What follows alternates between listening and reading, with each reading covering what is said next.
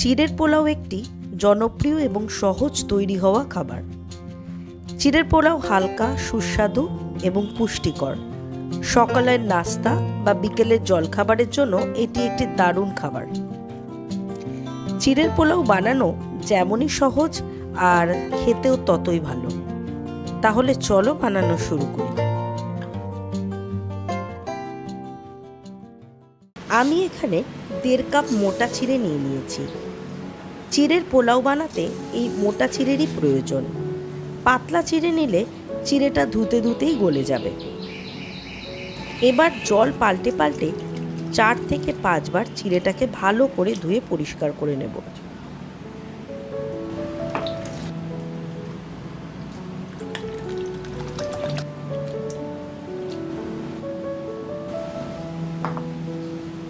এবার জল ঝরনি নিয়ে তার মধ্যে চিড়েগুলোকে ছড়িয়ে দেব।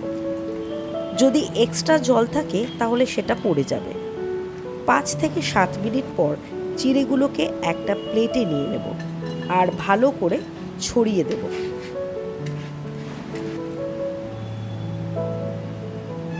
এবার ওই চিড়ের মধ্যে 1.5 টিস্পুন নুন, 1/2 টিস্পুন হলুদ গুঁড়ো আর 2.5 টেবিল স্পুন মতো চিনি দিয়ে দেবো। এবার সব একসাথে ভালো করে মেখে নেব। চিড়ের পোলাওতে একটু মিষ্টি মিষ্টি টেস্ট ভালো লাগে। আগে থেকে চিড়ের মধ্যে নুন, চিনি, হলুদ মাখিয়ে নিলে পরে রান্নার সময় আর এগুলো দেওয়ার প্রয়োজন হবে না।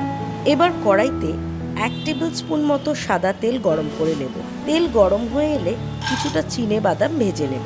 এই সময় গ্যাসের ফ্লেমটা মিডিয়ামে করে দেব, তা না হলে বাদাম ওপর থেকে ভাজা হয়ে যাবে আর ভেতর থেকে কাঁচা থেকে যাবে। বাদাম আমাদের লাল লাল হয়ে ভাজা হয়ে এসেছে। এবার একটা বাটিতে তুলে নেব। এবার ওই তেলের মধ্যে আগে থেকে ছোট ছোট টুকরো করে কেটে রাখা আলু ভেজে নেব। এখানে আমি 2টো মিডিয়াম সাইজের আলু নিয়েছি। আলুর মধ্যে সামান্য একটু নুন আর হলুদ গুঁড়ো দিয়ে দেব। এতে আলু খুব সুন্দরভাবে ভাজা হয়ে যাবে। এবার আলুটা যাতে ভালো করে ভাজা হয়ে যায় তার জন্য ঢেকে দেব। 1 থেকে 2 মিনিট পর ঢাকা খুলে আলুগুলোকে একবার ভালো করে নেড়েচেড়ে মিশিয়ে নেব।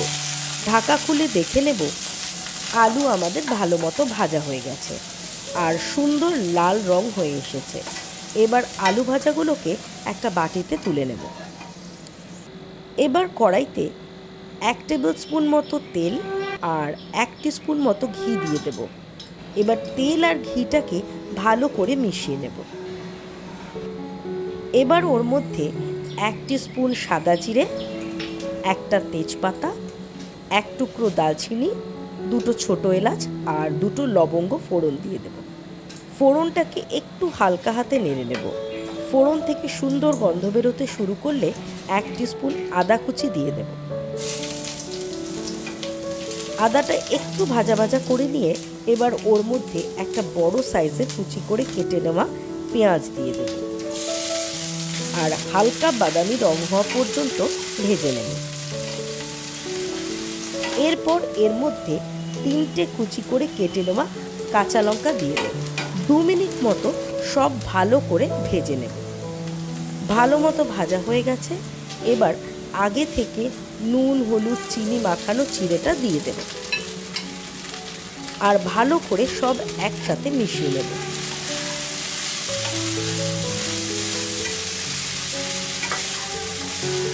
এবার এর মধ্যে ভেজে রাখা আলু দিয়ে দেব আর চিড়ের সাথে আলু ভাজাগুলোকেও মিশিয়ে নেব।